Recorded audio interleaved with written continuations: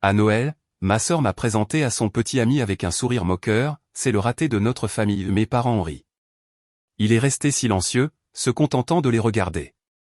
Puis il a souri faiblement et a dit, intéressant. Parce que tu es viré.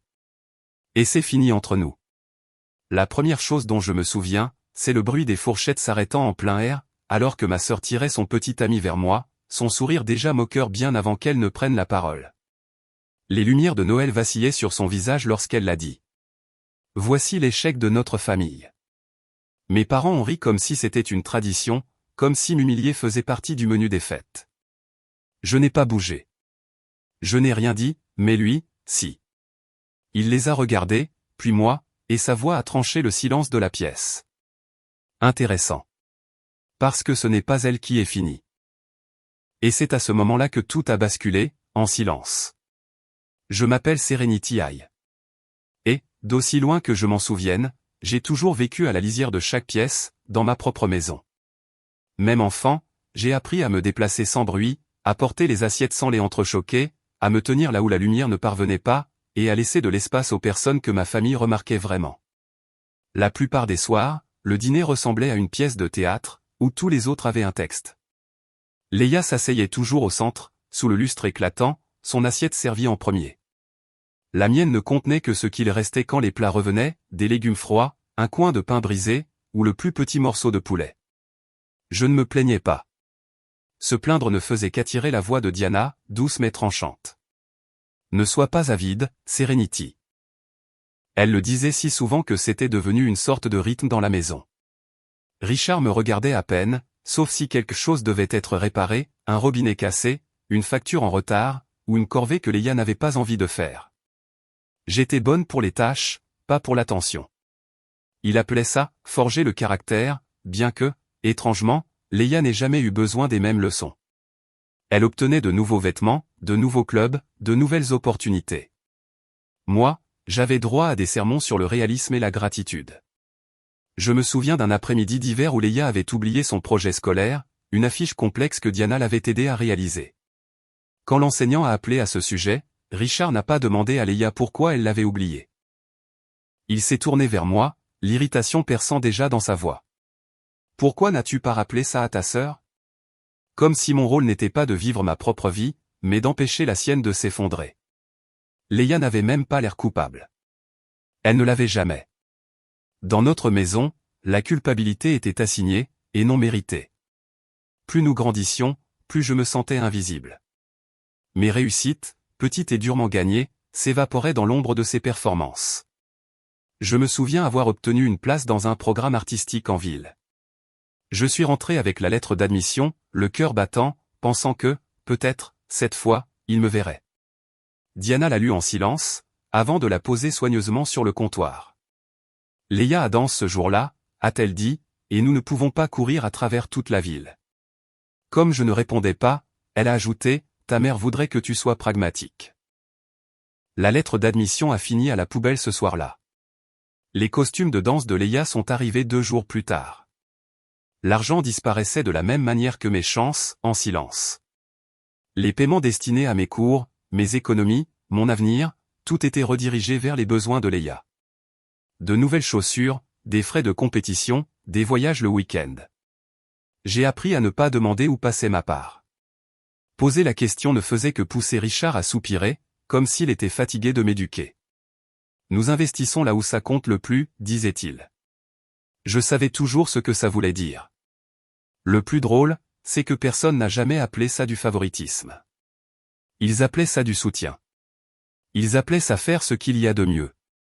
Ils appelaient ça la famille. Et je les croyais, parce que les croix rendaient la maison moins cruelle. Pourtant, je n'étais pas complètement aveugle. J'avais mes propres petites rébellions, dessinées tard le soir dans la buanderie au-dessus des machines à laver, économiser des miettes de mon argent de poche dans des enveloppes cachées derrière les bouteilles de lessive, et construire un monde silencieux où je n'avais pas besoin de gagner ma place à table. Mais même alors, même avec tous les indices, une partie de moi pensait que les choses changeraient peut-être un jour. Que si je travaillais assez dur, si je restais assez stable, assez calme, je serais invité dans la chaleur qu'il lui réservait. Il m'a fallu longtemps pour comprendre que cette chaleur n'avait jamais été destinée à moi. C'est ce jour-là que j'ai appris ma place dans cette famille. C'est arrivé doucement, comme le font toujours les gommes qui effacent. Un nom manquant, un regard détourné, une porte qui se ferme sans bruit. J'étais au bureau tard le soir, ce genre de soirée où la ville, dehors, ressemble à un bourdonnement lointain.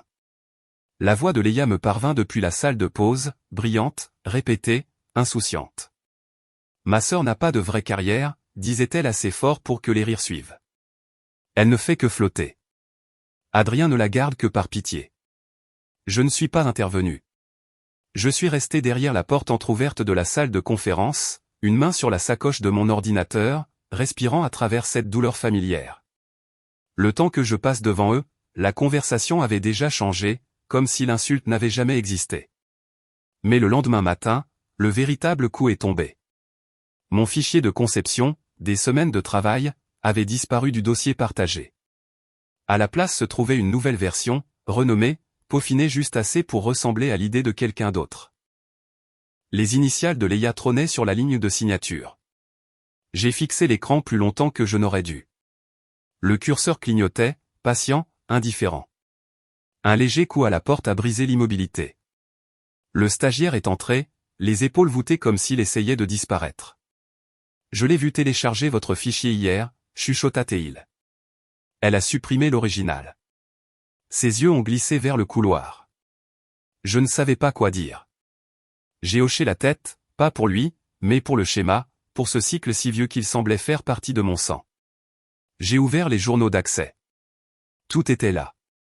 Son nom d'utilisateur, l'horodatage, la suppression, le téléchargement, propre et intentionnel.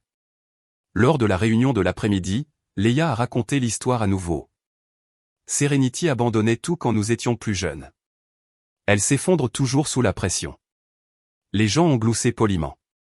Adrien, lui, n'a pas ri. Son regard s'est posé sur moi une demi-seconde, comme s'il lisait quelque chose dans l'espace que j'occupais. J'ai gardé mes mains immobiles sur la table, les doigts posés sur le bord froid. Le silence m'a enveloppé comme un vieux manteau, lourd mais familier. Je ne l'ai pas corrigé. Je ne me suis pas défendu. Je n'ai pas demandé pourquoi elle se sentait le droit de me réécrire année après année. Quand la réunion s'est terminée, elle m'a frôlé avec un sourire qui n'atteignait pas ses yeux. J'ai juste souri. Je ne suis pas rentré chez moi après cette réunion. Je suis sorti du bureau, j'ai pris l'ascenseur, et je suis entré dans la soirée glaciale comme si je pénétrais sous l'eau. Les voitures bougeaient. Les gens parlaient. Les lumières des fêtes clignotaient contre les fenêtres des immeubles du centre-ville. Rien de tout cela ne semblait lié à moi. J'ai continué à marcher jusqu'à ce que le froid brûle suffisamment pour rendre tout à nouveau net. Quand je me suis finalement arrêté, j'étais dans l'espace de coworking à 2 rues de notre agence. Le clavier a cliqueté sous mes doigts. La serrure a émis un bip d'ouverture. À l'intérieur, la pièce était vide, juste une lumière blanche sur de longues tables, le bourdonnement d'une imprimante que quelqu'un avait oublié d'éteindre, et une faible odeur de marque de café rassis. C'était le genre de silence qui ne réconforte pas, mais qui stabilise. J'ai posé mon ordinateur portable sur la table et ouvert les journaux. Chaque horodatage était une petite trahison. Leia téléchargeant mon concept, la suppression, son téléchargement, les modifications, puis l'email qu'elle avait envoyé à Adrien tard dans la nuit, prétendant que la direction originale avait des défauts et qu'elle les avait corrigés. Je n'ai pas réagi. J'ai juste continué à faire défiler. Les journaux d'accès ne mentent pas. Ils ne font pas de commérage. Ils ne déforment pas les histoires. Ils révèlent seulement ce que quelqu'un a réellement touché. J'ai tout copié dans un dossier que j'ai sobrement intitulé « Documents ». Puis, j'ai commencé à rassembler les paiements, les factures, les virements, les captures d'écran des budgets qu'elle avait signés sans approbation, les emails où elle laissait entendre que j'étais dépassé, pas prête, émotionnellement instable. Elle avait construit sa propre version de moi dans le système, une version qui justifiait de prendre mon travail, mes crédits, ma place. Ce n'était pas nouveau. C'était simplement la première fois que j'en avais la preuve. À minuit, mon téléphone a vibré. Un SMS de ma tante.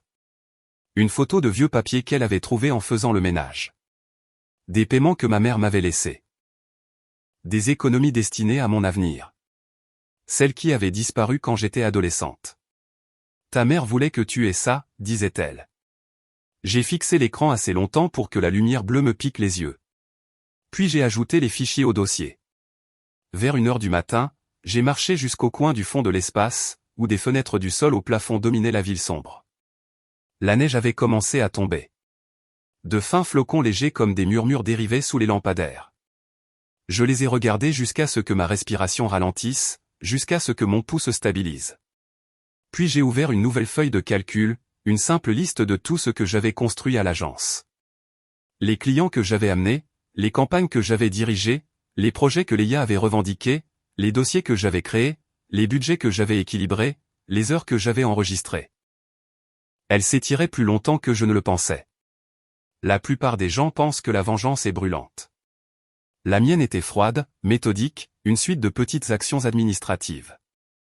Taper, enregistrer, classer.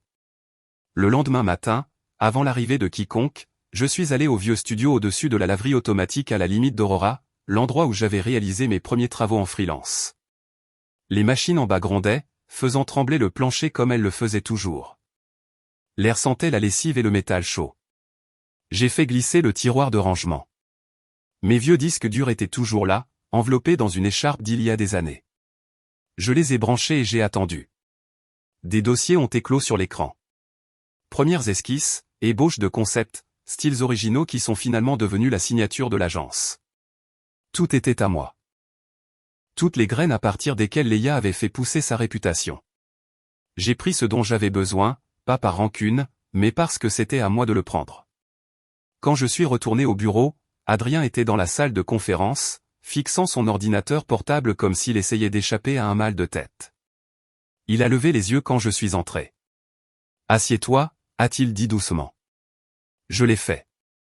Il a tourné l'écran vers moi. Mon fichier, celui que Leia a revendiqué. Il a tapoté le coin. Tes métadonnées sont toujours à l'intérieur. Évidemment. Elle a changé le nom, pas la structure. Il a ouvert les journaux d'accès à côté de mon dossier de la veille. Tu as tout sorti, a-t-il dit. J'ai hoché la tête. Je ne t'ai pas poussé à faire ça, n'est-ce pas? Non. Et tu es sûr de vouloir que je sois impliqué? J'y ai réfléchi. Au silence. À ce qui se passe quand on parle et que personne n'écoute. À ce qui se passe quand on reste silencieux et que tout le monde suppose qu'on n'arrêtera jamais d'avaler ce qui nous blesse. Oui, ai-je dit. Il m'a étudié un moment, pas avec pitié, mais avec ce genre de concentration que les gens utilisent lorsqu'ils assemblent quelque chose de délicat. Puis il s'est adossé à son siège. Les RH en ont besoin. Le service juridique en a besoin. Et le conseil d'administration doit savoir à qui revient réellement le mérite. Sa voix n'était pas en colère. Elle était factuelle, administrative, propre. Nous avons passé les 2 heures suivantes à assembler le dossier. Chaque document, chaque journal, chaque écart de paiement, chaque moment où mon travail avait alimenté le pipeline d'éloges de Leia, tout fut tapé, imprimé, signé. Vers midi, il a fait glisser le paquet final sur la table. Je m'occupe de la procédure, a-t-il dit. Tu n'es pas obligé de le remettre toi-même. Mais une partie de moi le voulait, pas pour la confronter, pas pour expliquer, pas même pour gagner. Je voulais arrêter d'être le témoin silencieux de mon propre effacement. J'ai ramassé le paquet. Le papier semblait plus lourd qu'il n'aurait dû. J'ai posé ma main dessus, stable et calme. Cette fois, ai-je dit, je ne réparerai pas ce qu'ils ont brisé. Je suis arrivé en retard, exprès. Le dîner de Noël avait déjà commencé quand j'ai franchi le seuil de la maison de mon père. L'air était chargé d'odeurs de cannelle, de viande rôtie et de ce genre de rire qui semble répéter. Les lumières brillaient trop chaudement contre le froid du dehors.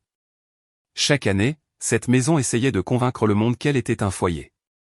Je me suis tenu près du couloir, laissant mon manteau goûter de l'eau de fonte sur le carrelage. Ils ne m'ont pas remarqué au début. Leia était occupée à se donner en spectacle, tissant de petites histoires pour des parents éloignés, racontant des succès qu'elle n'avait pas mérités, s'appuyant contre l'épaule d'Adrien comme si la pièce lui appartenait.